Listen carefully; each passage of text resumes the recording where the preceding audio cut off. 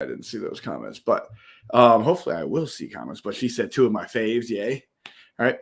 So also Doug's one of my brothers from the north, and what I mean by that is Canada, where in my mind it's always cold. But before I ruin more of Doug's story and destroy it, I would like for Doug to introduce himself and tell us a little bit about himself so we all get to know the amazing soul that I know he is that we're about to learn about. Man, Michael, thank you. I don't know how to follow up to that. Coming from the cold north, I actually live in a town I've nicknamed Winterloo because once it starts snowing here, which happened like 2 days ago, it doesn't stop. It's every day we're getting snow. It's stupid. We don't get a lot, but we get snow every day, and it's annoying. It's cold. It's windy. Just dreaming of a tropical beach somewhere. A little bit about me, a little more about, I guess, to add on to what you said. Um, yeah, I've been in the roofing business for over 30 years. I've had great success with it, more success than many of my peers by my terms and my measurement. Um, but then I got a call to service. We've talked about this before, and I had that call to service just over 9 years ago, actually. And when I had my call to service was my physical lowest point, my mental lowest point, and I came out of it, did my healing journey, and I discovered how many more people were hurting. And then I had like this, not a magic pill, but a pill that could help them heal the same way I did and increase their speed. So I was like, that's where I want to go. That's where I want to be because I want to make a difference in the world. Um, I'm a father, a grandfather. I got a big family. Um, been divorced a couple times, but part of life's journeys, right? For some, it's made me who I am. I'm proud of the man I am. I wouldn't change anything about my past. I love every part of it. Um, even though there's been struggles, it's made me the man I am today, and that's how I have this heart to serve. And I appreciate all the support I get from you and the Unleash family.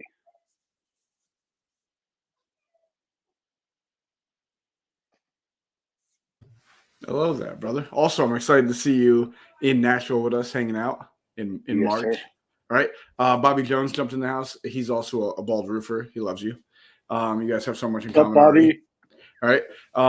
Javier jumped in the room. He dropped the blue and green hearts. You know, the Unleashed colors, the Care Bears. Yes, sir. We went from criminals to Care Bears, man. I love it.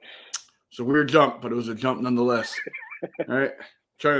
I'm literally working backseat and trying to get it to be able to put the comments on the screen. Working on it. It seems to be a hell of a process, but I'm working on it. But I appreciate you guys watching. Definitely share this out. Your people are going to want to know who Doug is. And of course, you're going to want to come to the Movie Maker Live in Nashville in March in 2024 and join us. No longer Doug will be there speaking and dropping his knowledge and wisdom to you, but also with 20 plus other speakers and game changers and world changers. All right. So, Doug, here's the deal.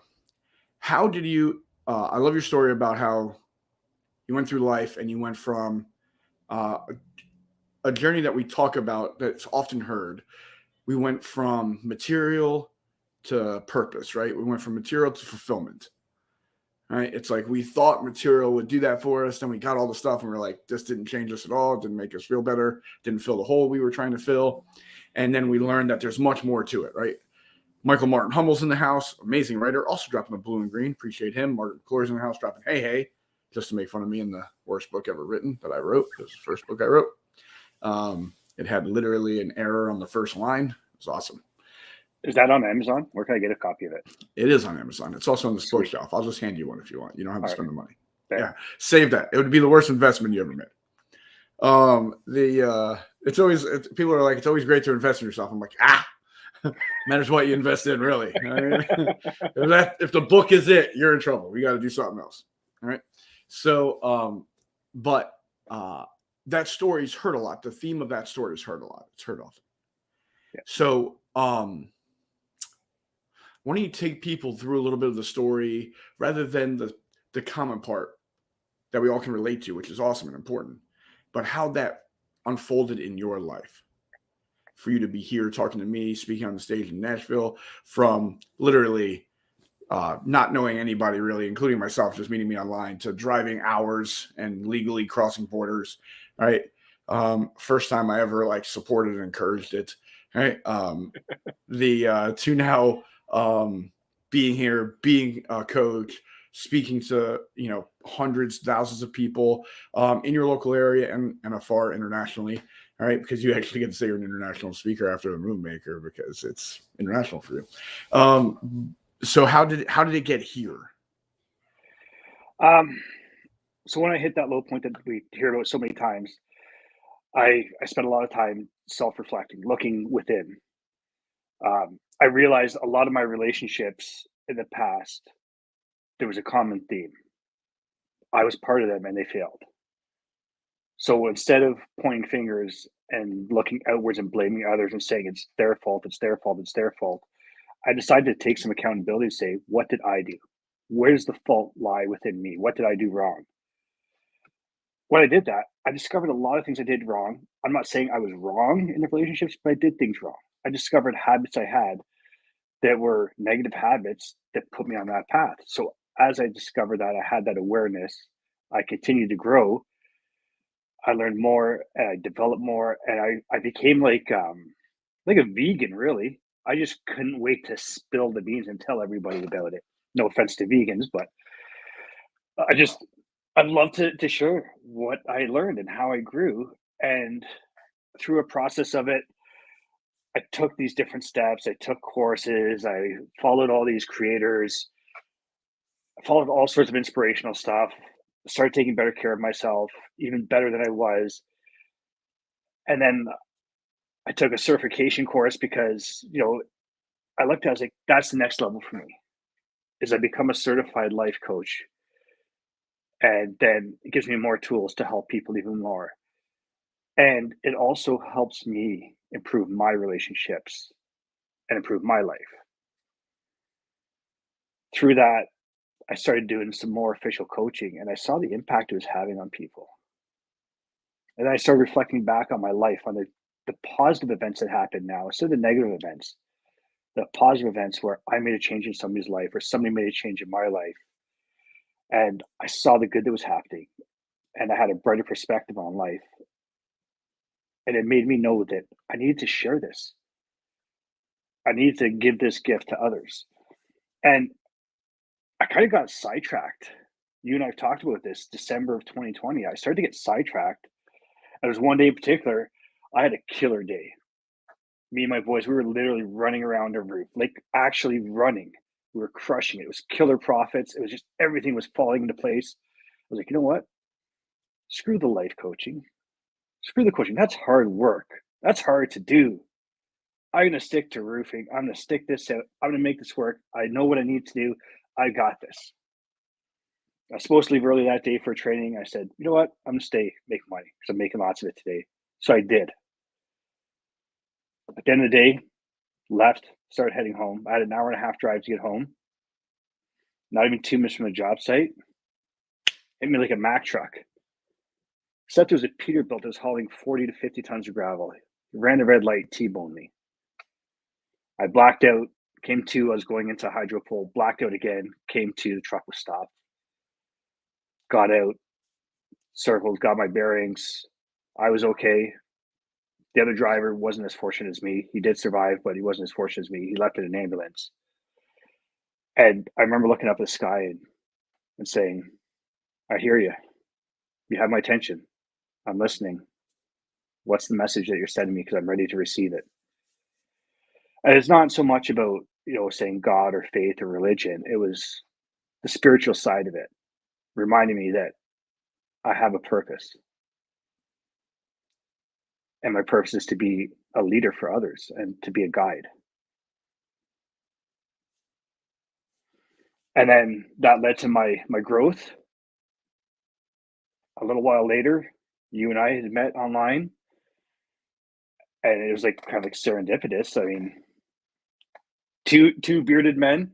Mine's not quite as ginger as yours now. It's a little more gray now. I got some more wisdom streaks in it than yours. Don't worry, you'll catch up. And You talked about Nashville. I remember the conversation you and I had. I was like, bro, I'm down. I want to be there, but I don't know if I can get across the border legally. And I made it happen. I got there, knew nobody but you. We'd only met online.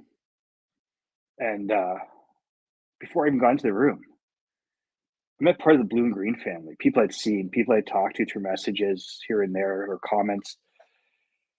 I was like, wow, this is it, man. I found my place. It's crazy how that all like one thing leads into another. I gotta say, Nancy Nance said, healed people help people in the most wonderful ways. And Glenn Appreciate that. Mardering, you telling your story says, I know I do. All right. They're all in here. You have a bunch of people coming in and out saying great comments and stuff. I love it. Definitely say your comments. I can't post them today for some reason, but I'll definitely put them out there. Michelle Albers quoted, I found my place. That's the best feeling. That's exactly what I was about to say, right? Like Yeah. when you know, like, I would say it's like when you find home, right? Like, I don't think home is like a certain thing until we create it. Right, like a house isn't a home; it's a house at first. We make it a home, right? And I Yeah. think home is something we create, and home can be multiple places, right? I feel at home with my people, so it's always a special thing when we could travel and go. Like you traveled literally from another country, snuck across the border and got there, and was like, "I found home." Right? Yeah, it's fine now. I think the statute of limitations ran out. Tell us this is a story we're making up.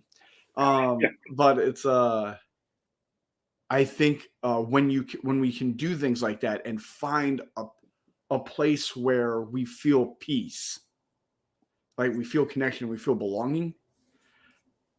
Dude, those are so precious, and with Unleash You now, that's what we want to create. That's what we call the family. It's the family that we were meant to have, right? We were supposed to have. Yeah. It's the love family. So that's really cool. I want to bring up something that when you talked to me about it, I was just like, well, I got like chills, my hair and my arm stood up, right? Like it was an intense moment. I want to talk to you. I want you to tell the story about the day you really had to decide to be here. All right. I think those are strong, important days. And it's weird. It's like we're at the bottom. And at the same moment, it's like we bounced to the top. Yeah. At least that was what it was like for my experience going through something not similar per se, but with the same outcome possibility. So I want you to tell that story to everyone because I think it's very powerful. When you speak about it, it's powerful for me. So selfishly, I want to hear it again. Yeah, so it was just over 9 years ago. It was November 2014. Started like any other day. Um, Started my day by putting some crappy stuff, crappy information in my mind, watching 24-hour news channel. If it leads. And I went to work. It was frosty November morning up here in Toronto, working on a high-rise building, and I grab my tools, get in the elevator, go up to the top floor, 14, 15 floors, get off the elevator, walk to the end of the hall, go up a flight of stairs, step onto the roof. And it's a crisp morning. It's a crisp November morning. No snow yet, but the air is fresh. And I look around, I can see the Toronto skyline. I take it all in. It's a beautiful view, man. It's the six is home to me. And I love the view. It's one of the things I've loved about my job is traveling around and seeing the different views, different perspectives of the city. And I start working. And as I'm working, this feeling starts to come over me. It's building up. Something I've been burying for a long time is starting to rear its ugly head. And the feeling of bliss that I had looking at the city was no longer there. It was the burden of my failed relationships, not being a full-time dad to my kids, feeling like a failure, feeling like I let people down. And my business at the time was failing too. I would have been better off having a job, being an employee, than having my own business at the time, at least from a financial standpoint. And it was weighing on me, the thoughts of, I have nobody in my corner, is how I felt. I was just on my own for the first time in my life, living on my own, felt like I had nobody to turn to. And I'm at the edge and I look over, I'm like, well, that's one way to change everything. It'll take away all my pain, it'll take away all my suffering. And then in a split second, it's like I was watching 5 screens at once all flash in my mind. I had this image of my daughter. 2 years prior, we were walking through Walmart when I bought her first bike. I'm holding on to one side, she's holding on to the other. She was only 4 years old, and she's ringing the bell and saying, "Look out, bike coming through." And then I had a vision of my son, who was 16 at the time. We had just reconnected. He didn't speak to me for over a year, and we just reconnected. And then I remember losing my dad when I was 12 years old. He passed away to cancer.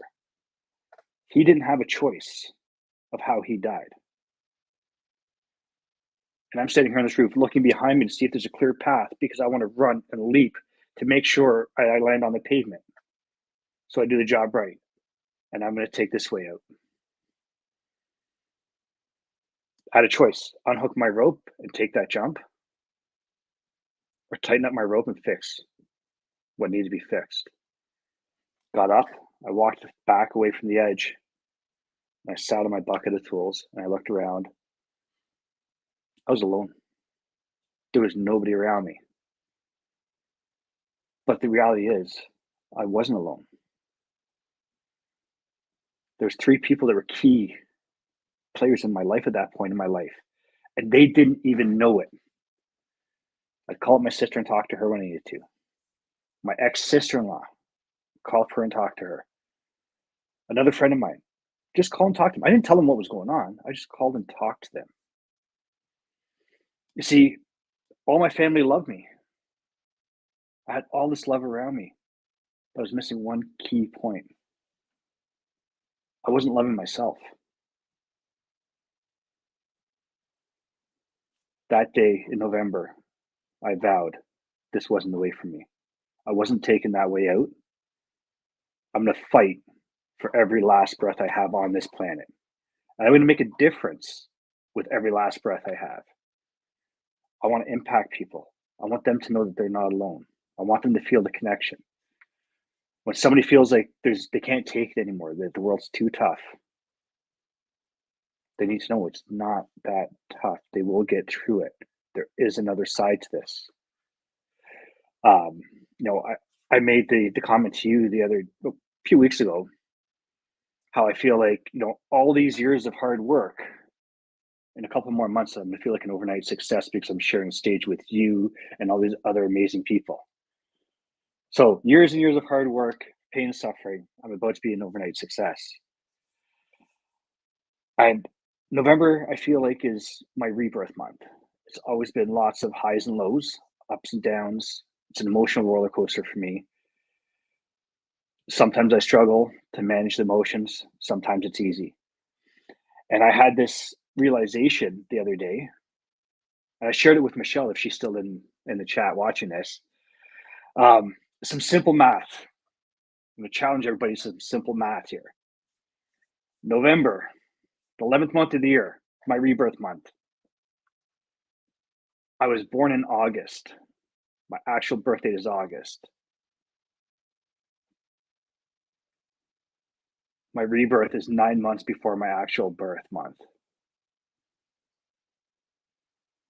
Like, I don't know, there's something to that where I'm like, shoo, even more.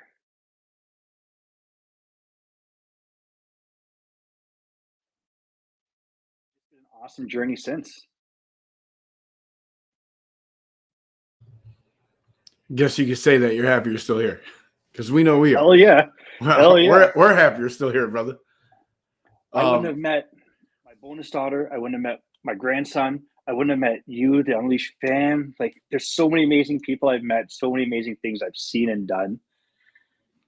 Man, I is finally good. figured out how to get the comments in. So you did a great job, no longer of making me feel the story, but also giving me time to make sure I could get the damn comments right. I had to go into like 7 different pages of figuring out how to do this. I'm a tech guy. Call me I'm Michael watching. Tech I was making Faber. sure I slowed the story down a little bit. Just give me Thank some more you. time, brother. Good I got you. pause. Good pause. Way to bring people in. You did Yeah, a good job. I learned that from you and Dr. Rob. The pregnant pause, just and go. There's power in the pause, baby. There's power in the Yes, pause. sir. It's better than going, or I was doing that at the beginning. I caught that. or what I did in Nashville last year. Right? I said right 44 times in 2 seconds. I was so mad at myself. It took me like But then 6 it months to became a get game. over it. We should have made it a drinking game. You had to have I some. would have died. All right, we can't do that. Like, I wouldn't have made it through the night. So definitely not for me. One. All right, before I touch that, I'm going to touch some of the people. Before we go on that, I'm going to go to some of the people that are in the chat. That's a little better. Yeah. Jeffrey Askins, what's up, brother? He's part of the blue and green. Michelle Alvarez, she's still here. She's rocking. She left a big comment that I'm going to touch on here in a minute. Spencer Jones in the house, blue and green, part of the family. All these people you're going to see in Nashville at the Movie Maker Live in 2024 as well. Jim Burgoon is in the house. He's supposedly joining the family and going to be in Nashville. All right, so Let's we'll go. see. Jesse March, hardcore, part of the family. I'm gonna rope her into the mastermind. Judy Pacheco, of course, she's gonna be in at the Movie Maker in Nashville as well. So many people here are gonna be. I can't wait for that room. I'm so excited for it. Oh right. yeah. Michelle said something. Jeff said, "Woo, bring a bottle for drinking games." This is why it made me nervous. Jeff made me nervous when he joined because I knew he was going to help my problem. All right. Don't threaten me with a good time. That's what Jesse said. That's awesome. She said, Javier Santana's in the house, by the way. I got to show him some love. All right. What up, Javi? From High Ground. He's also part of the family. He's going to be speaking in Nashville as well. All right. This is awesome that so many people are showing up in rows here and dropping it, showing the love. All right. And I want to touch on something because it was, I want to get back to the story. And Jim said, definitely join the family. That's awesome. We're excited to have Let's you. Go, Jim. Everybody's excited to welcome you with open arms, brother, and show you some love. But Michelle Albers said something in the text. She said, very powerful story. Key players in your life. They didn't even know it. Impacting people and making sure they know they aren't alone. I'm grateful for you for being chosen family. I'm here. You are amazing. All right. I love that. And one of the things also, everybody who isn't excited for Nashville, I literally got in trouble because I was talking about Nashville so much. People are like, you're not talking about the Ultimate Sales Challenge, man. Like, stop talking about Nashville. There's that thing. Right? I was like, oh, sorry. Like, easy, guys. All right? So I had to talk about that. So I had to give up till Friday. Then I can start talking about the Moon Maker again because I'm so damn excited. All right? But one of the things that you talk about that I love, and it's about at that point, right? Like, and we talk about this often. At that point, the only thing that's going to pull you from it is you. Yeah. Right? Like, we often look for someone to save us. I said I played different parts in my life. At first, I was the bad guy of my story. Right? Like, I was the bad guy. I was the arch nemesis. Like, I was the problem. All right? So for the first 20 years, I played the bad guy, and I thought that was going to be the worst part I played in my story. The next part I played actually was worse to me. All right? And that was the damsel in distress. All right? Because I was waiting for someone to save me. I was waiting for someone to come pull me out of where I was. I was waiting for that person to be like, I got you, bro. All right? And be like, oh, thank you. Finally, my hero has arrived. Right? And I would be like, hear ye. All right? Which, by the way, for a long time, I thought it was hear he. All right? But it's not. So say whichever way you like, brother. It's your story. I'm proper good. I am proper good, right? Woo, villain Michael rocks. Thanks, Jeff. Right? All right. So don't make me have a coughing attack. I'm just getting over this shit. All right. So and I spent years waiting for someone to save me. Right? Like for years. I was just like, I can't do anything about this. Someone has to come, right, and get it right, right? And I feel bad for the people that like cared about me during this time because like they tried to play that role that wasn't for them to play, right? Like you ever see a movie where a guy plays a role and you're like, that role, you shouldn't have got that role, right? Like that dude really good, you not so much, right? So it was unfair to everybody around me that I was like, play this part. You're supposed to save me from this. All right. And then when it all came down, push comes to shove, you had to. Like, you got to save you. There's a bunch of people that can help. People can guide. People can support. People can hold accountable. People can do a million things for you. But you got to do that. Right? Like, you got to make that decision, that commitment that I'm going to step off the ledge, not jump off the ledge. Yeah. Right? Figuratively and literally. Yeah. Right? In your case. Yeah, absolutely. Mine was a beach with a gun, but it's all the same. It's you got to make the commitment to step off that ledge, not jump off of it. And then it's this weird almost power that comes from that. All right. It's this is gonna be weird. You can tell me you're an idiot right now, Michael. I'm okay. I would understand that. But it's like, how can I look like this and be in business? How can I look like this and be a business guy? I got to stop you right there because I had a bit of an epiphany the other day. Actually, it might have been yesterday even, because part of my story right now with your story in the past, and I remember you saying you started out, you were the suit and tie guy, tried to be the suit and tie guy, and I shared some information with you. I've recently been doing that too.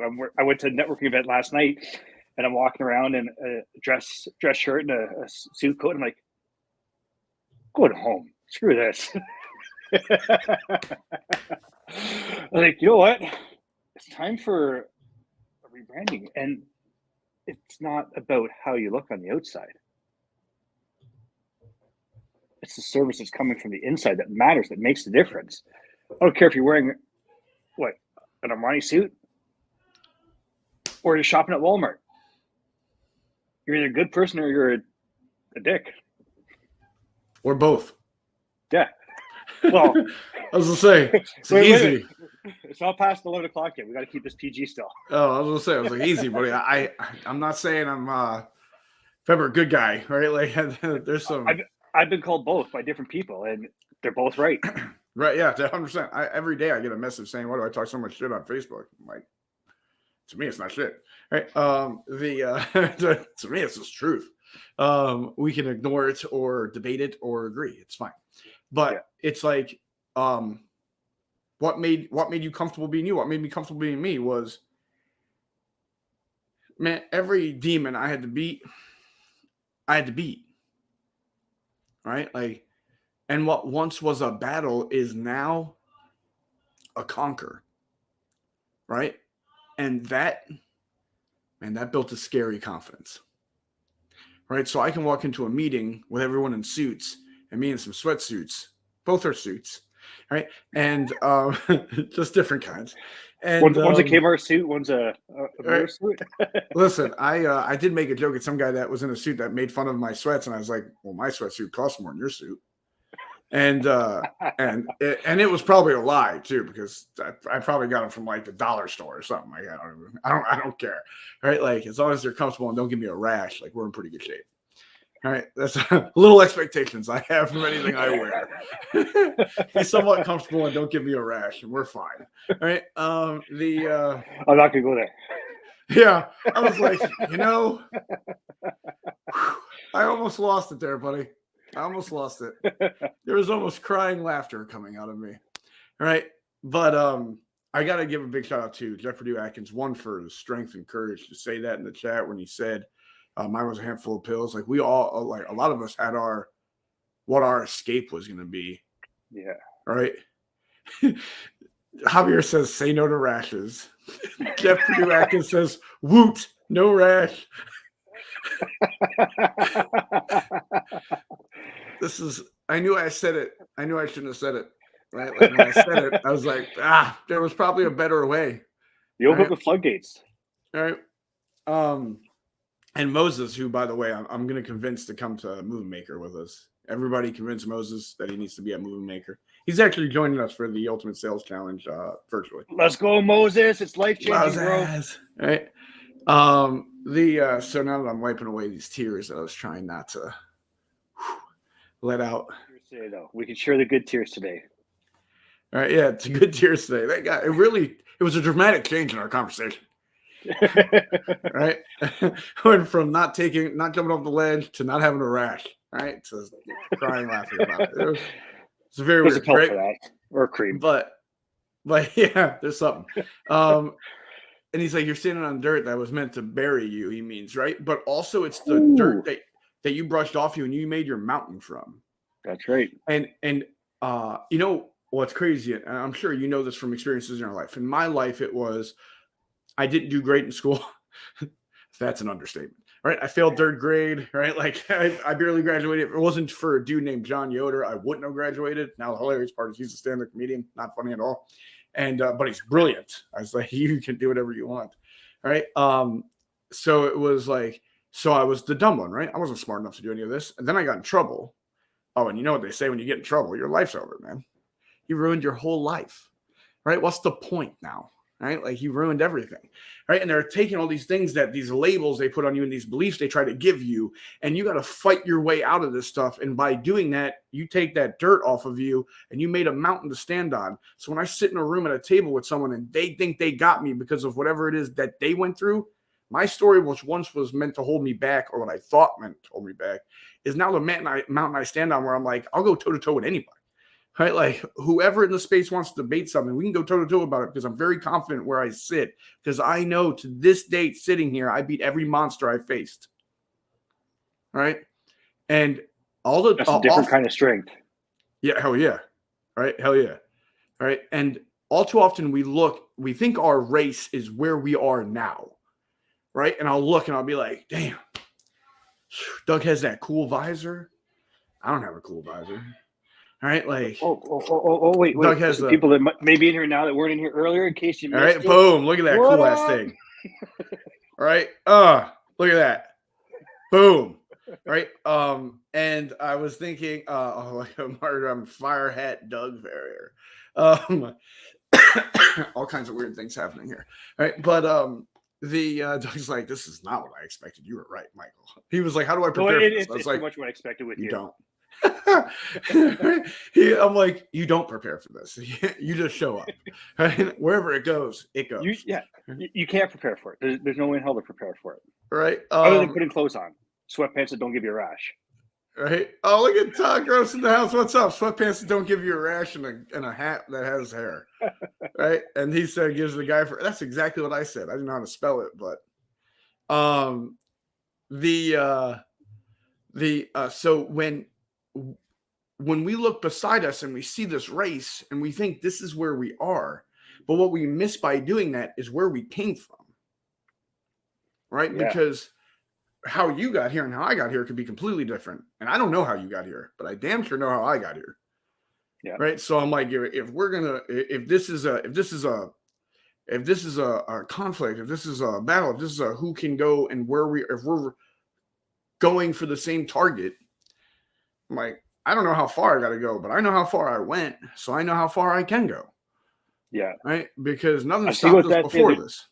I was thinking about that the other day is, we get so focused on the target we want to hit. We focus on this destination and look at where we came from. Look where we're at right now. Every once in a while, stop, turn around and see the view from your new mountain. You're no longer in the valley. You're climbing up that mountain and there's a beautiful view behind you. Don't forget to look and take it in. Appreciate what you've come through. Appreciate every step that you've taken and the growth you've had. And there's going to be days where you're going to be climbing that mountain and you're going to have to go down a crevice to come back up some more. But embrace it. Dude, Michelle Albers is like the queen of long comments that don't fit on the screen, I don't think. Right, look at this thing. Oh, there she goes. Yeah. You can do a 180 and take a step. You're still moving forward. Redirect, new perspective forward. Not back. Step off the ledge, not jump. My brain is spinning in a good way. Thank you for all this chat.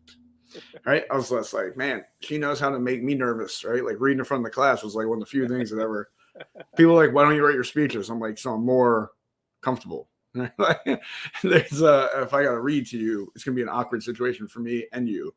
All right. This word T-H-E. Look at this. All right, yeah, look at this one. God, another one. Now they're all writing books. Jesse said if I had to learn to do this almost daily, I have had to learn because it's so easy to start to slip back into survivor mode, and I'm tired of it. I want to be thriving, so I have to appreciate I'm not there anymore. That's part of it, right? Yeah. And Javi agrees with me. Look at this. Thank you, Javi. Jeez. I'm reading an essay. God, guys, did you read my book? You know how simple reading my book is? I write at like a second grade education level, you know what I mean? Because it's the grade before I failed. All right. So remember that when we're posting here. If you want to communicate with me, keep it simple. No, but our story is a piece of our strength. All right. Oh, look at this. It's all our fault, right? I'm really a fast typer. Keep up, people. Keep up. Right? Michelle, just send multiple messages. Yeah, chop that thing up. One sentence at a time, maybe. Let's try that. All right. And also, I don't know how to do like, also, if you ever read my posts, you know, commas, periods, all that shit, that doesn't exist to me. Well, fuck it. It hurts sometimes reading your message. Like, I got to read like 3 or 4 times. Like, there's a comma there. Yeah. Whatever. It's Michael. It's good. Yeah. That's why I like longer form for me because I can just like line, space, line, space, line, right? But then you get an annoying thing with autocorrect where it's trying to put periods everywhere. Like, frig off. If I wanted a period there, I'd put it there. Go away. Yeah. Dude, the new iPhone update is horrible. It makes it where they think they know everything I'm trying to say, do, and write. I'll send something I'm like that. I don't know where that came from. I'm sorry. All right. Jesse said, leave Michelle alone. She's the best. She has a lot of wisdom to share. Oh, you're not denying that. Yeah, clearly. You see the essay she's writing? She's writing a book. I didn't know she was doing it here. All right. Take each of these and make a chapter by itself. All right. I like cake and no rashes. That is 100% accurate. Jim knows me. I know Jim might not think he knows me. All right, but he knows me. All right, but this is good. See, family grammar disagrees with Michael Fabber. Truer statement never been said. All right. Hey, that's something else we got in common. My other half, her mom was an English teacher, and if you're ever looking for an editor for proper grammar, my other half is fantastic at it. I love her to death. And sometimes I'll say to her, hey, what do you think about this? And I'll say, no grammar. Just what are your thoughts about it? Yeah, please. Because I hit comma. Dude, literally, I'll make a post and we have this like group for the team, like chat. And it'll just be one after another, like correcting a piece of it to me.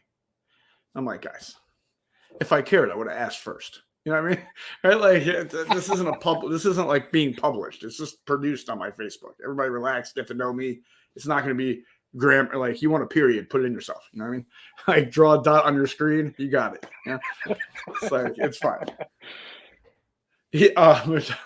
Michelle's too much for me. Look at this. Healthy boundary for the win. Michelle is the boundary queen. She has boundaries for everybody and everything. She's brilliant at it. The one time I tried to argue against boundaries to a degree, and she put me in my place quickly and often from that, and I've never done it since. Nice. Because I learned from beatings. You know what I mean? I learned from beatings. And that was a hell of a beating. So I was like, you know what? You're right, Michelle. I will do this. Oh, look at this. Oh, she said, I seriously can't stop laughing. All right, nice. And also Allegra's home. What up? Allegra, part of the UnleashU Now family. In the mastermind, of course. She's going to be there in March as well in Nashville. And also she has Havana 13. Awesome business. Crystals, incense, pretty much anything. It's there. All right. Bring some crystals. I'm bringing a kid that loves crystal, so bring some. Oh, she is, I think. Good. Remember you're telling me about the story when I came to Nashville last year. Mm-hmm. So it was skeptical if I was getting across the border. Next year, it's skeptical if somebody else is getting across the border with me. So it's like a tradition. God, dude, you know how much I like you? This is like, you remind me of the good risks I used to take, man. I love this. Like, who wants to be straight legal? Nobody. Somebody has changed their entire life. All right. You know, they made bad choices. They corrected it. And they're paying a price, and they should be good to go. Nice. Good. When everyone's like, I like to do it straight legal, I'm like, oh, yeah, I bet you love to pay all your taxes and don't try to find a way to pay less. Right? Yeah. And obey the speed limit. And I'm sure those shoes are work shoes. Yeah. Yeah, you know all about that. Right? Like, so I want to bring it back a little bit. Remind me to tell you the story about being stuck on a bridge. For some reason, I don't want to ask, actually. I want to forget. Right. So I want to ask you something, right? So you went from the state of like questioning life, right? Like questioning what we're doing here. Right? And even though you had a successful business for a long time, right? Deemed successful by a lot of different ways. All right, I know everybody can judge success however they like. I get it. I was waiting for that lesson in the chat. Right? Like, thank you for schooling me. How do you get from? All right, I didn't jump. I survived the accident. Now I'm going to kind of hang up my business a little bit to build this speaking and coaching and impactful business to serve people. Like, what was that journey and transformation like? It feels natural to want to speak on stages and to coach people, which is kind of ironic because I always thought I was an introvert. As messed up as that is, and now I'm like going to these network events and like socializing and having great conversations and just want to talk to everybody. Yeah, exactly, right. Fire inside me. It's like a new lease on life. Easy, Michael. I didn't have Taco Bell for dinner. Yeah, sorry. Your mic muted at one point, and it was like you said Ireland was inside here, and I was like, fire was lit inside of me. Oh, there we go. All right, good. Here, that kind of bleaked out a little bit. I need to stop getting excited and remember to slow down and enunciate. I think it's a mic thing. I really think it's a mic thing. What up, Lauren Harris? I didn't feel a passion for what I was doing. I was impacting people by doing a good job, giving them a good quality roof, making sure it was done right, and stuff like that. But it wasn't hitting the impact that I was after. It wasn't filling my soul. On the selfish side of it, it fills my soul to serve people. I want to help everybody. I know I can't. I know I won't be able to, but I want to because it makes me feel better about me. It makes me feel like I'm living a purpose for being honest. I don't want to just get up and go work a 9 to 5. I'd rather quit my 9 to 5 to work a 5 to 9 full of purpose. And if I'm going to get up and bust my butt to work or to have to travel for work, I want it to be worth it.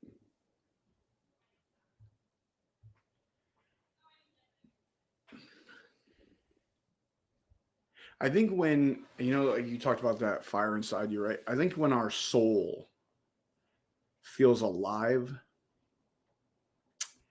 it's like you can't confuse that feeling or ignore that feeling, right? Like our soul's alive, right? Yeah. I think our body is living. As long as we're living, we got that part, right? But I think our soul alive is a different phase in our journey, and it's almost something we have to find. It's not something guaranteed or promised. It doesn't know when it's going to happen, right? Or if, right? But it's like when that thing tweaks it where you're like, I love this, right? Like this doesn't drain me of energy, right? Like I could sit at a table all day and talk about witty repartees, right? Like, or creative names, right? Or like trying to craft a message that moves somebody. Like I love that. Yeah. Hearing people's stories. I love it. Right. Cause I'm like, dude, tell me you're conquering, right? Like tell me your conquer story. Right. Like, or wherever you are in the story, tell me that part. Right. Cause I know what's to come. Right. It's like why I love working with who we work with, right? Why I love the UnleashU Now family, the people in the mastermind, why I absolutely love them. Because they're all at different parts of the journey. Either slayed a bunch of dragons, slayed a couple dragons, slaying their first dragon, right?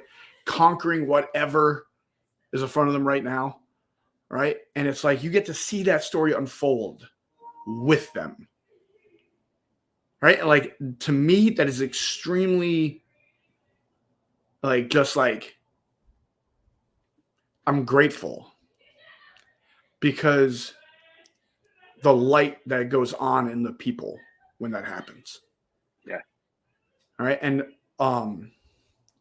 so I want you kind of told me this story a little bit. I want you to kind of say just the feeling part, right? So you went through PSE, right? I was public speakers experience with Dr. Rob, myself, right? First of all, Dr. Rob, what? Just an amazing soul, right? Oh yeah, hell yeah. Be jealous. I'm with him 2 days from now. Nice. I'm going to take a picture and send it to you. I'll Photoshop myself there, send it back. Put my face over top of yours and leave the beard. Perfect.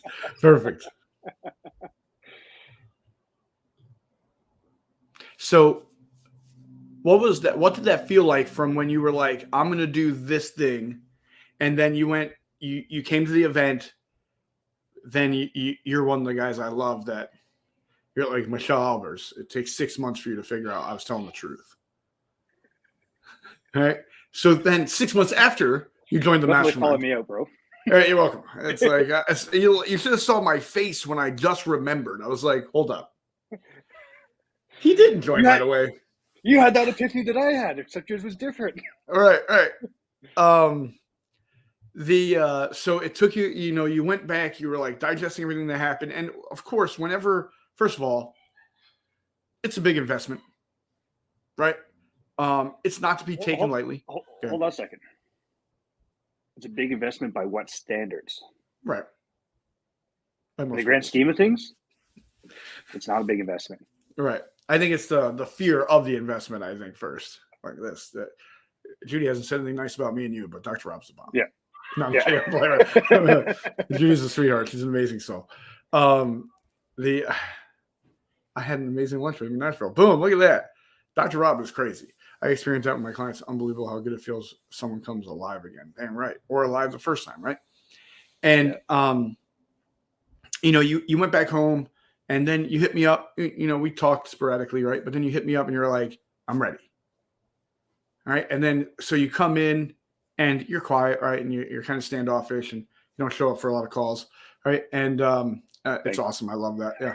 I'm laying it on right now. Yeah. Just brick on top brick right now. You know what I mean? For all those that are paying attention, you keep it score. Just keep keeping score. But send me a message next Wednesday. I believe there's a call.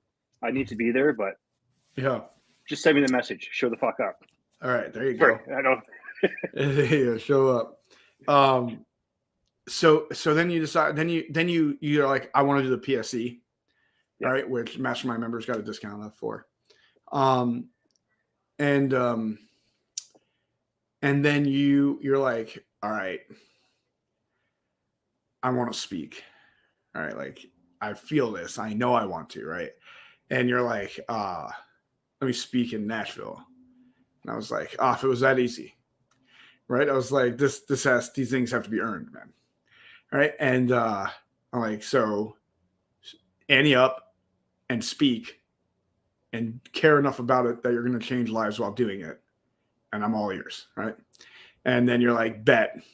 All right. And now no longer do you have something every Thursday where you speak in front of people where you are, but also you spoke virtually already in conference style and retreat style and just regular presentation style.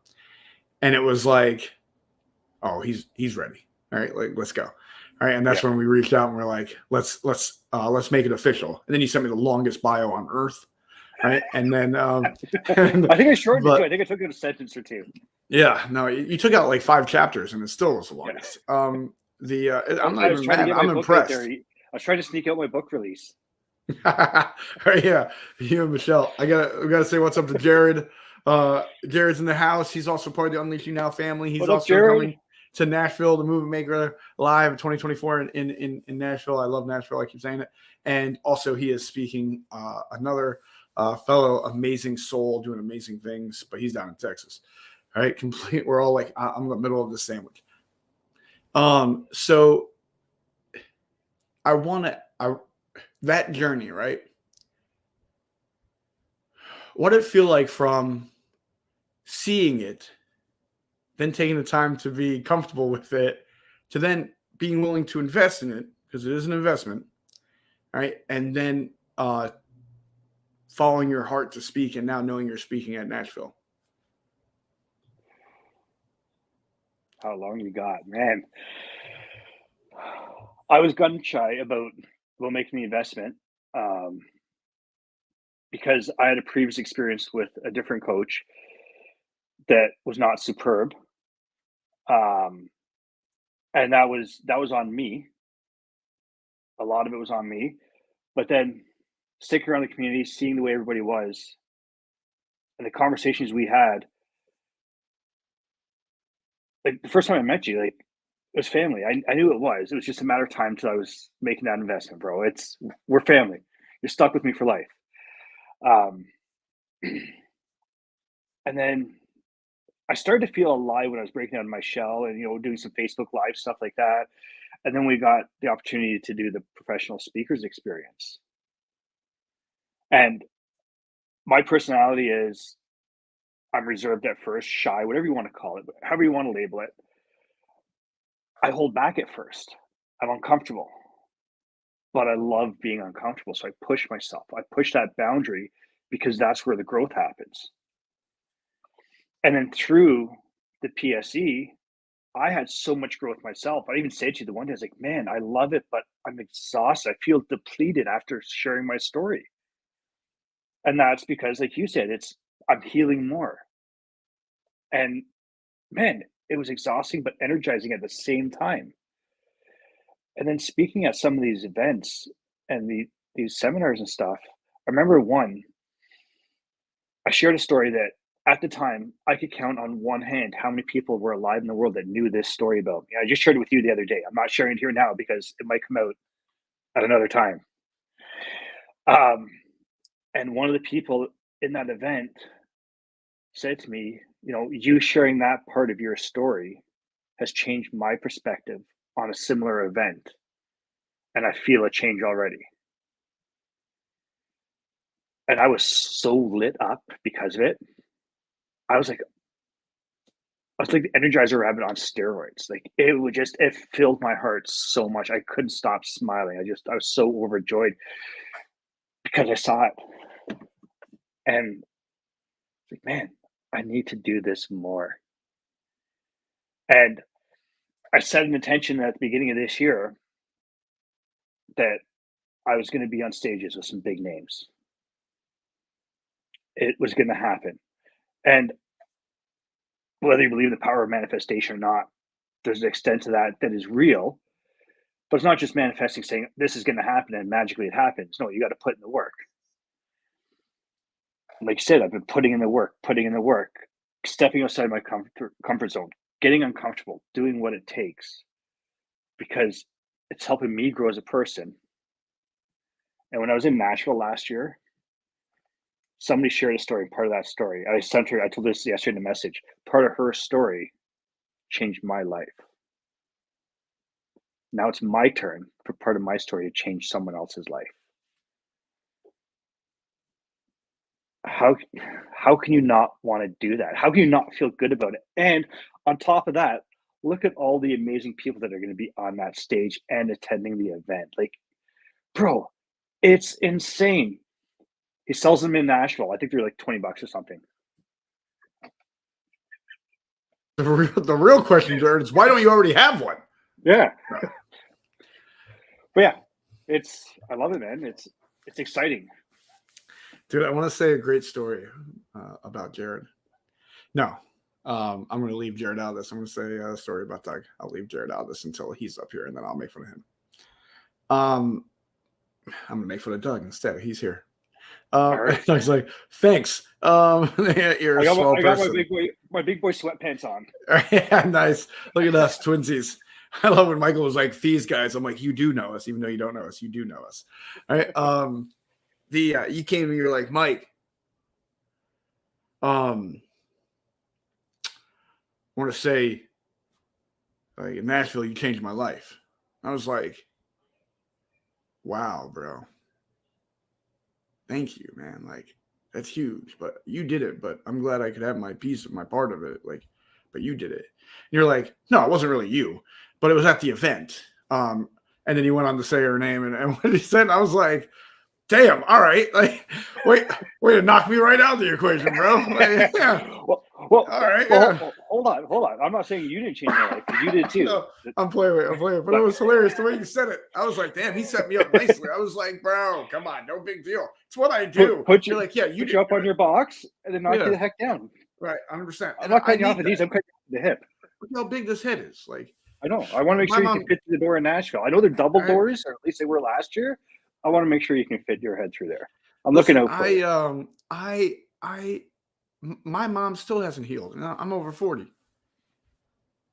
because that's how big my head is. Yeah.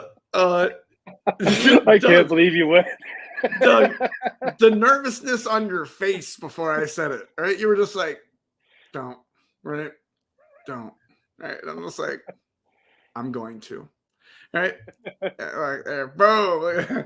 Right? My mama still hasn't healed from this. All right.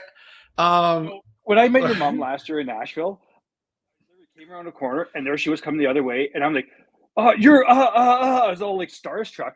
Now when I see her, I'm gonna be all embarrassed. I'm just gonna remember this conversation. All right. I'm sorry, Dr. Faber. Right. I always wonder why my mom doesn't like me, and then I'm like, never mind. Right.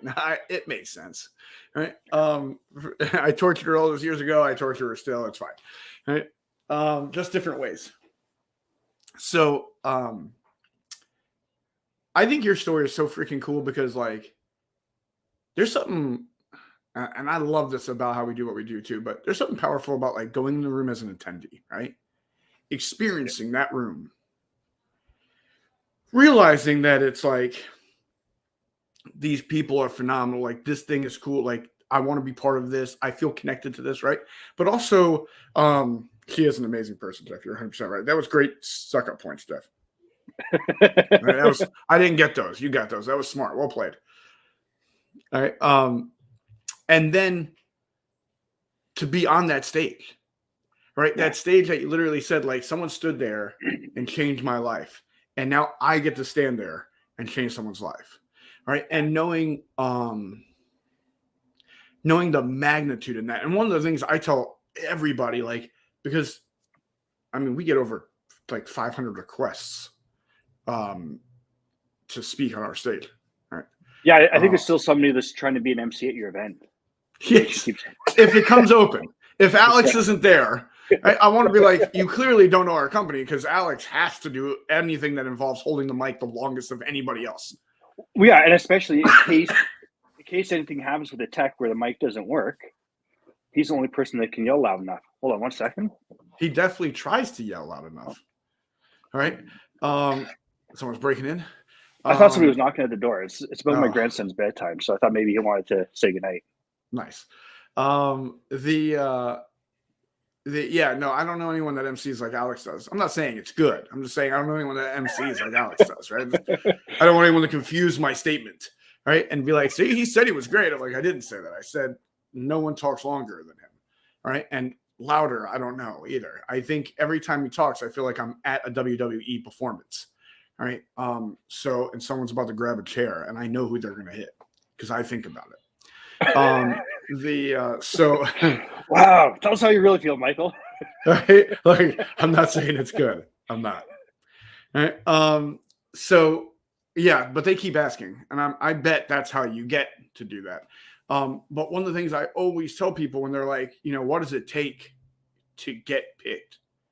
And I was like, typically it takes showing up, right? Because what happened was you showed up. We got to know each other. I got to hear your story, man. I got to see your heart, right? And then I got to see you double down on it and dedicate yourself to it, to grow from it, where it wasn't just you selfishly wanted to see yourself on a stage. And it came to where you wanted to impact people with your story, whoever was meant to be impacted, whoever it could be. Right. And I think that's a big transformation for speakers that we need to see, because there's a lot of speakers that want to speak for them. And they're not the ones I try to put on our stage. I had a guy last night at the networking event I went to wearing my suit. We started talking and I told him about my workshop. He's like, "Oh, I'd love to come and speak on your stage." What's your name again? Like, I didn't even catch your name. And you want to like, I was like, really? Man. I get those all the time. Or the ones that are like, I'm interested in your event. If I get to speak, I'm like, let me tell you what's not going to happen now. Yeah. Right. Because if you weren't interested in it before, you probably don't care about the people in there, the impact it's going to have or anything. You just care to get a picture on stage. And let me tell you, you could save a whole bunch of time. Go to your local college, right? Or even a bigger school, and they probably have a theater, right? And then that's probably a stage there. Go on it, take a picture, and put it on your profile and act like something, because a whole bunch of people do that. Yeah. Yeah. You can do some Photoshop. Oh, dude, I was at an event once.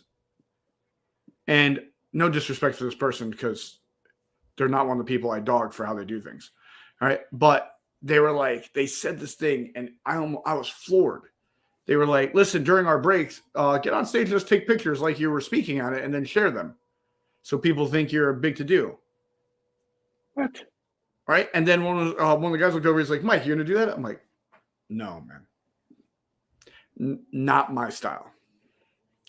All right. Like, I don't want to do anything with the thought of I get to try to fool people with this to believe I'm something that I'm not. Right. Or something that I am that I haven't got yet. All right. It's why I don't take pictures with rented cars either. This is not really my thing. No. Right. I didn't rent the exotic car for 1 hour to be able to get a photo with it. You were talking about that earlier about the cars and, what we were talking about success and stuff like that and how people aim for. I'll take you way off track here, by the way. We'll get back to where you were. Talking about the different targets people set for themselves. And I used to have this vision. I want to win the lottery. I'd buy a lottery ticket because I wanted to win the lottery. I wanted to be a millionaire. Then one day, after I started this journey, years after I started it, I realized something. I've already won it. All right, back to your story. We're going to rent some Lambos just so we can take pics.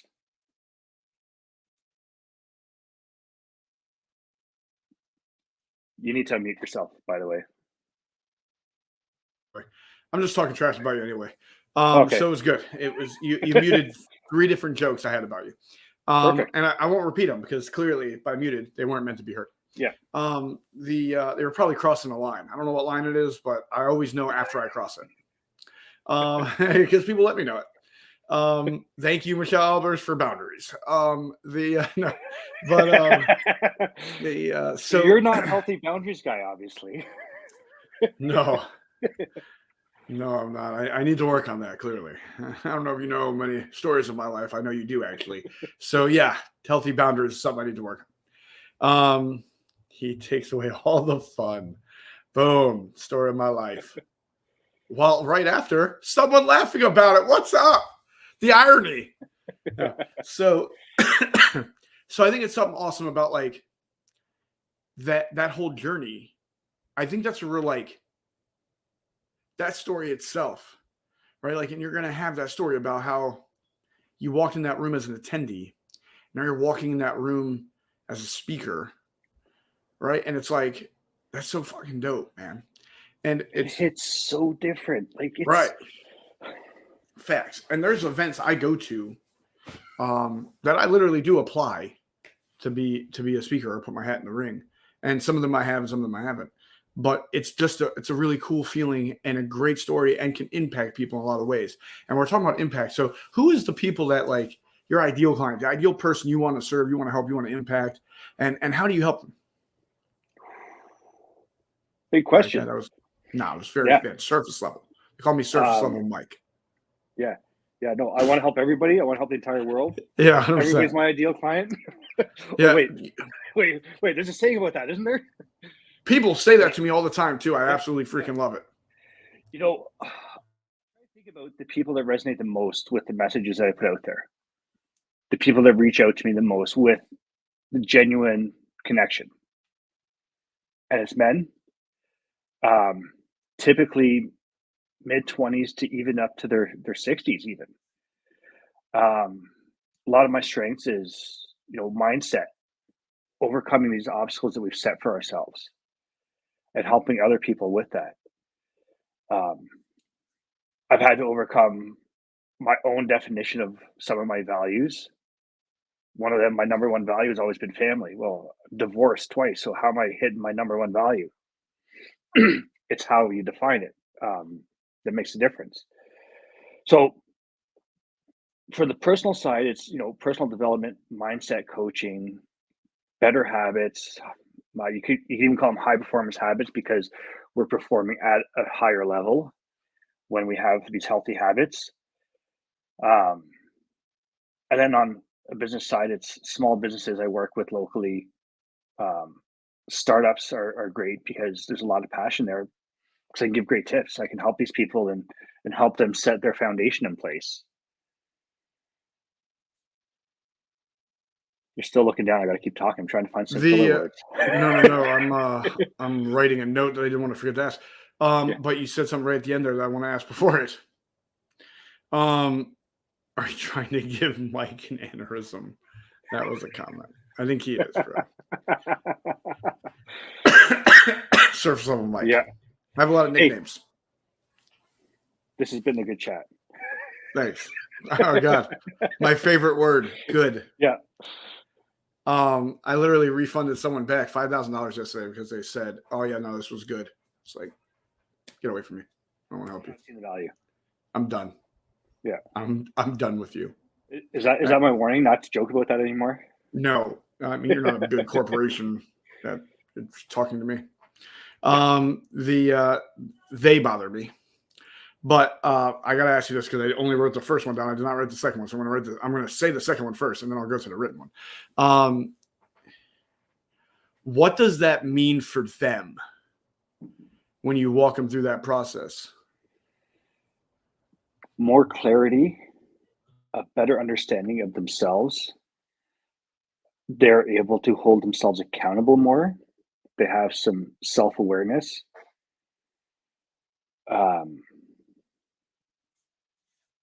They're able to get themselves to the next level. They don't feel blocked. They feel lighter. I'm not a weight loss coach either, but they feel lighter.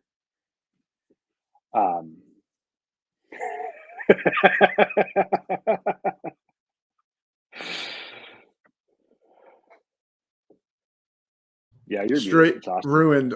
Straight ruined when you said that. Yeah. This is a great chat till. Yeah. No. Now. And that's full transparency. That's one of the things you and I talked about in Nashville is one of the things, and we've talked about recently too, is one of the things I need to work on myself because I'm always growing. You're one of my coaches. I have other coaches. I need to work on my communication and my description of things like that and my breakdown of it and better defining those things to make sure that I hit the people I need to hit. Right. I think this is something I talk about quite a bit, and you'll know because you're around. We don't know the stories that hit. It's like you heard about when I had the restaurant, right? I talked about the restaurant story. It's a big moment of my entrepreneur journey, all of it, right? Like it was my first brick and mortar business. I always talk like that was my first business. It wasn't, but my first business now is non-relatable, right? It's not. That was like, sounds like it was like some like I was dealing drugs or something, right? Like, no, it's not relatable because I went door to door selling stuff out of a magazine. Like that doesn't happen now, right? Yeah. Because if I'm like, dude, you want to buy this? Just give me money and it will be mailed to you. You would be like, BS. Go ahead. What were we gonna say? That sets a huge amount of strength in you. It makes you resilient. It makes you a stronger person doing that door to door, getting Oh those yeah, hell notes. yeah. Door to door sucks. That builds character immensely. Thick skin. Yeah, in the second book, and probably like top 100 worst books ever written. It was the second book I wrote. The first one's the first worst, right? The first worst. It's like that one got by me until you repeated it. That was great grammar, Michael. And who learned you how to speak English? It would just be the worst then. It wouldn't be the first worst because there's a second worst. But so in that book, the first chapter, it was crazy. I wanted to know what it took to succeed. Right? Like this was selfish. I was like, I hear of Dr. Rob. I somewhat know him. We were acquaintances then. Kinda, right? Like I think I knew he existed. I don't think he knew I existed. But said everyone I ever went on a date with. No, I'm kidding. I was like, there were so many jokes there after I said I was like, Jesus. I left myself open for that one. So anyway, I did research, Dr. Rob's favorite thing on earth, research. He can tell you every research project ever done, I think. And if you need to do research, he's a great resource to tell you where to do that research. All right, look at you. Research to resource to research. I almost get that tongue twister in this thing. Some big words in today. All right, yeah, you're killing me. That's it. I'm done. I gotta go. Yeah, I failed third grade. Give me a break. But I researched the things you needed to succeed, like the most successful, best leaders on earth. I was like, I'm going to study them and see the common things in common, and think that's it. Right? Take all these equations. What is the common denominators? And that's what gets you to this level. And I expected things, right? Like brilliance or area, genius in an area, right? In your area. Yeah. Mastery level knowledge, right? Understanding and results, right? And right. And like you have to know everybody, right? Like everybody had to know you. All right. And it's all the things we talk. They have to have resources and they have to have money. They have to find money or make money or do something with money. All right. And it was like all these things I thought it would be. All right. And you can tell me in the chat what you think the key to success is, right? And what I found was I didn't know. That's what I found. Everything I thought was on the list. Yeah. All right. So the things I did find in common, I was not expecting, right? Like, and the number one thing is thick skin. All right. A fire truck is coming. Yeah, I can hear it. I was just wondering, you don't have that restaurant anymore, so you're safe. Facts, right? Thanks for triggering that response. Thanks. Nope, PTSD. no I want to make sure you're fully healed. If not, I'm a great coach to help you out. I handle it well. All right. I have learned a long time ago to disguise all my triggers and just drink. No, healthy boundaries. I gotta say, Michael, I gotta say it's not a healthy choice. Yeah, facts. Look at me. I never said I'm the epitome of health. All right. I am not your health coach. I ate the brownie this morning. One of the greatest memes. I guess I'm your health coach. I didn't eat the brownie this morning. And Jeff said persistence. I love that. That is one of them to a degree. That's just the ability to keep going. But the number one thing that was harped on was the thickness of skin, having the ability to take shit, right? Like the ability to get hit by life, by people, by drama, by yourself, right? Because listen, life's going to give you some lessons. People are going to give you some lessons, and you're going to give yourself some lessons, right? And that's going to happen. And you have to have the thick skin to be able to go through it. Absolutely. Right? And when we talk about door-to-door sales, I always say like it's thick skin, right? Like no longer are you going to hear no. You're going to do that many sales. You're you're going to get ridiculed and talked to in a way where you're going to want to punch someone in the throat. All right. I know. Yeah. All right. And you still have to go through and try to complete the process while not letting your emotional attachment to what they just said being so disrespectful to you that you want to show them how disrespectful you could be, and be like, no, I'm still going to keep in the position I need to be in the state of mind I need to be in to try to get this person to be able to serve them and in return serve me. Yeah. Right. Because it's the win-win in business. If you get to serve someone, you also get served. It's a win-win. All right. And Jim's not lying here. I'm definitely winning and getting hit often. All right.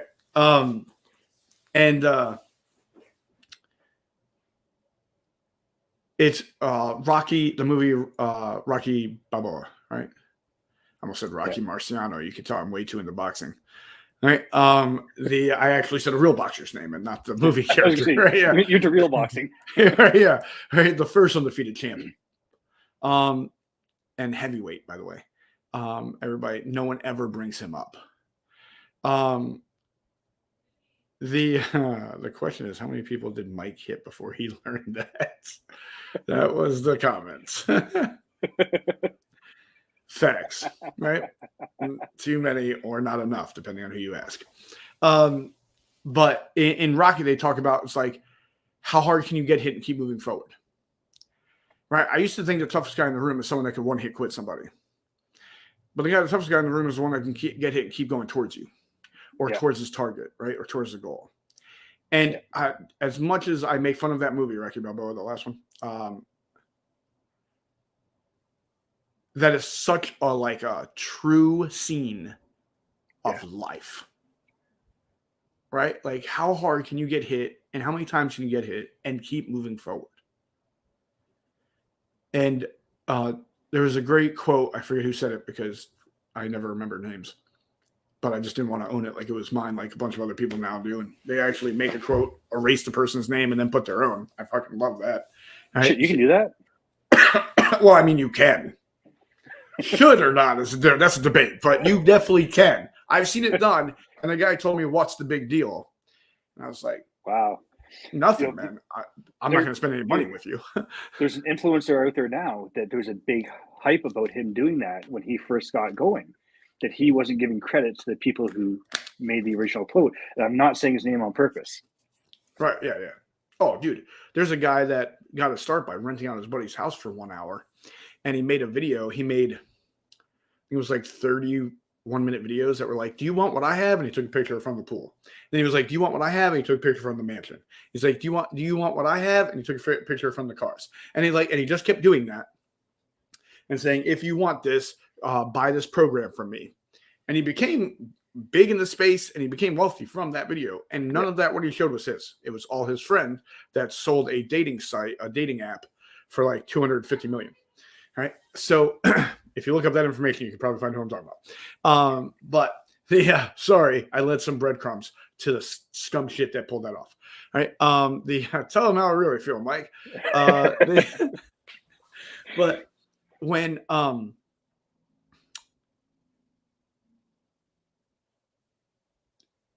this is the way I can guarantee success. That's crazy, because how the hell can you guarantee success? This is the only way I can.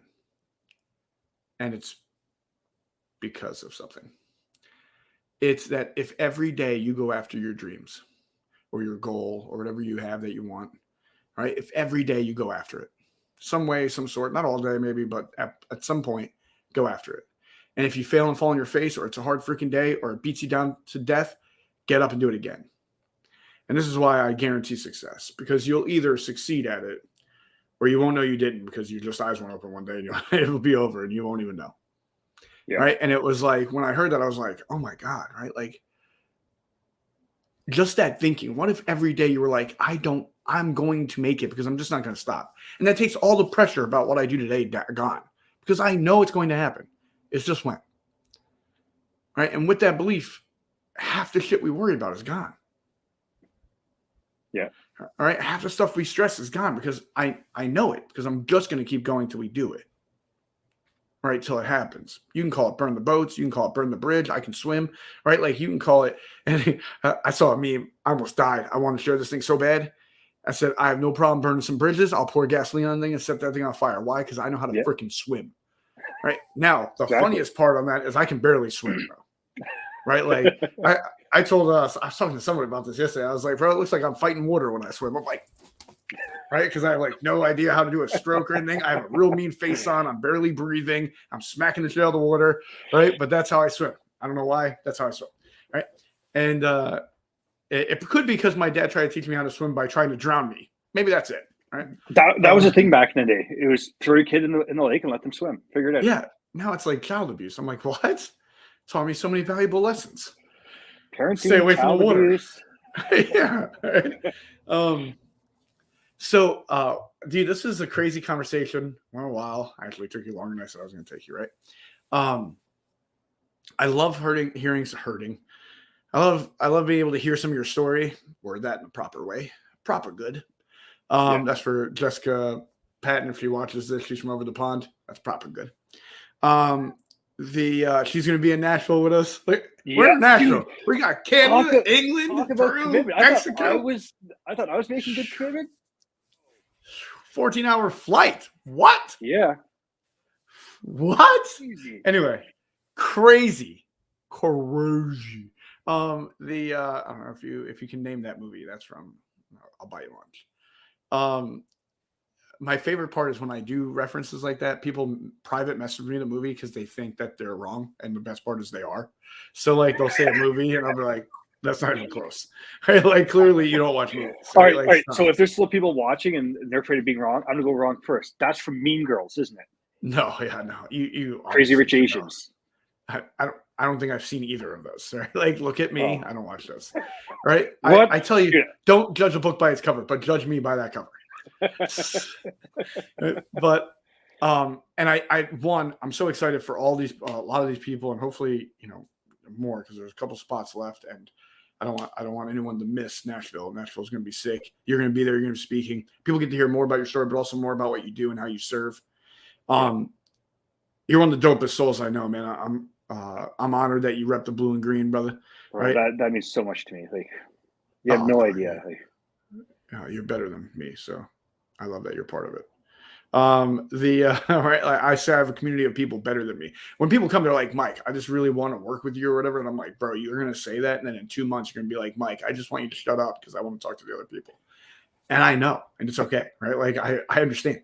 I did the same thing. I thought I liked me until I met everyone else. And I was like, wow, Mike, you really suck.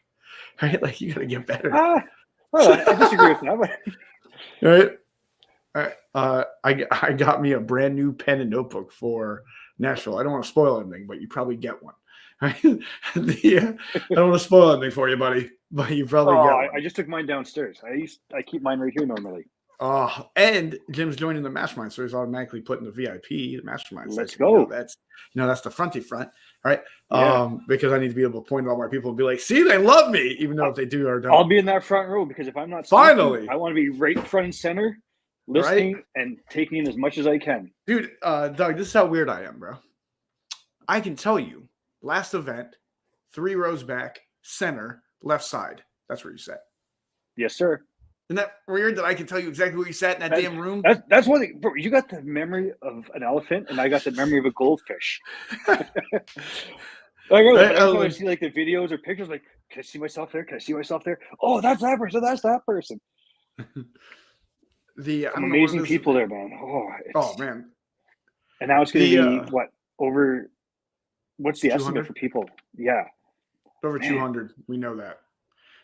It could get up to like 250. I'm trying not to let it get to 250, to be honest with you. I said the highest I want to go is 222. My favorite number is 22.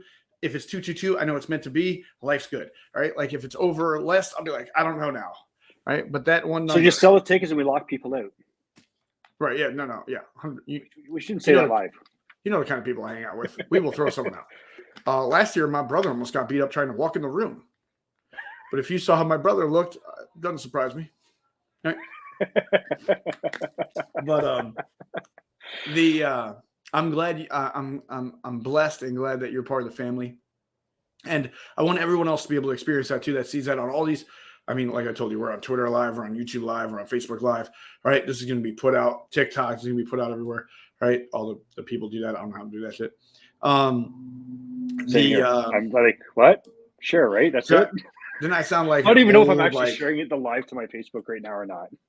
I sounded like an old ignorant fool right there. Like, I don't know how to do that shit. Right? Like it's like when I told people they should sign up for Facebook. Everybody's like, I don't do that shit. All right. But tell everybody where they can find you, bro, and how they can connect with you more before the event too, because it'd be blessed for them to do so. So the best place to connect with me is on Facebook. We're mutual friends. I'm in the Unleash You Now mastermind, all the Unleash You Now groups. Best place to find me is right there. If you send me a message, I may not respond right away. I say this to Michael earlier. I've been horrible at the Facebooking thing lately. I apologize. Make excuses. I need to be better at it. But yeah, reach out. I'd love to connect. We have some conversations, and I want to see you all in Nashville, man. It's going to be dope.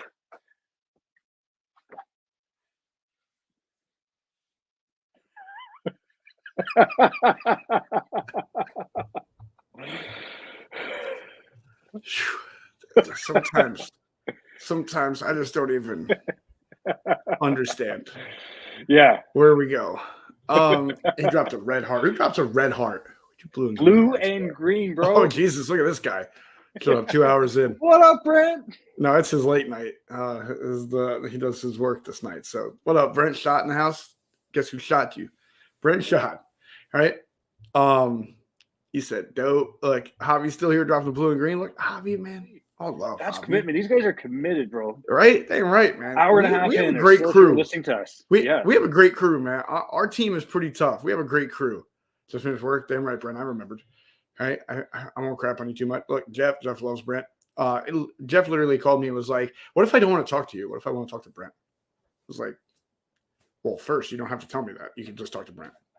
It's like, it's not like I have the phone in the house and I have to hand it to him. Right. Yeah. like the good old days. Right. Oh, I just updated my system and can't find the color. Excuses. No. All right. So it has been freaking dope. And I want you to be able to say one thing. If you had a message you thought people needed to hear, right? Or there was just, you got one message, one thing you were allowed to say to impact people, to help people, to serve people. All right. I love that you had zero time to prepare. You're like, wow, this is fun, Mike. I'll never do this again. Shit, I'm muted. I can't find the unmute button. Where is it? Yeah. I messaged him earlier before I messaged you. See, look at that. I knew it. Bastard. So if you had that one thing that you were allowed to say, and it was your last message you were allowed to be, that you were able to say, what would it be? Live your life with purpose.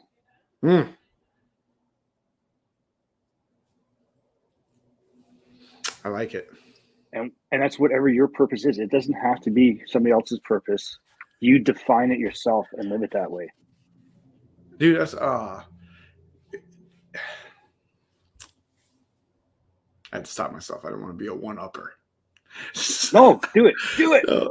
It's like, but it's like, now I'm going to hear it. I'm going to be like, damn, I'm going to remember that one for the next time when I'm speaking in a room away from Michael. I can use his line and say it was mine. I mean, what if you, oh my God, Javi stole my shit and I told him it. Right? It's live with purpose on purpose. Yeah. Right? It's like, and I love that. That's my favorite thing. Judy said she loves that too. Look at the dedication that she's been here. Here's Javi stealing my line. Didn't even quote me. Rude. Love that Nancy said define your own purpose. I love that. I love that profile picture. The life with purpose, like that, Brent dropping in. We're just doing it in front of him. That too. Dude, it was awesome getting to do this with you and let everyone in on our secret, which is our community and how awesome it is and how awesome you are. Yes, sir. Thank you. I'm super freaking excited to see you in Nashville rock that stage, man. I'm also extremely excited to see all the people you serve and help get clarity in their life and business and be able to, change that the way they wanted to and create what they want from it. the whole with purpose and Yes, sir. purposefully purposeful. That definitely is hobby. I couldn't say that shit. Say it 3 times fast. Let's go. Yeah, right. It took me 4 years to figure out how to say that other one earlier. I Much had to love, say it Brent. slow Thank as you, could be. brother. All right. Dude, it's been awesome. I appreciate you. This was a member spotlight from our mastermind. Doug Ferrier, my brother from the north, repping Canada, from the ledge to the stage, man. What a journey. Yes, All right. sir. All in less than 10 years? Yeah. Jeez. What a Overnight success, transformation. brother. I'm telling you. Yeah. Right. Yeah. The best kind, the 10-year journey Yeah. kind. Dude, so Doug, from the bottom of my heart, thank you for taking this time to do this and share your message and your purpose with everyone. It's really cool. I'm glad they got to experience what I get to experience on our calls, and see the kind of man you are and why I take so much pride in you being part of us and doing what you do. All right. I appreciate that. And thank you, brother. Thank you for the Right. time. For all the people, anytime, brother. You know that. For all the people in the chat, you guys were phenomenal riding this thing out, being in this journey with us for this long. I don't like to listen to me for this long, so for you to listen to me this long, it's impressive. Doug carried it. I 100% know that. But thank you guys so much. And like Doug said, live on purpose, man. Live with purpose. I don't think of there's not a better phrase tonight. I'm excited for all the people we're going to meet in Nashville. And if you're not one of them, you should be. Sign up. There's a couple tickets left. You know the deal. Peace, love, and happiness. Long live the unleashed. Reality. Tell them something they don't know about me. Wow. Peace.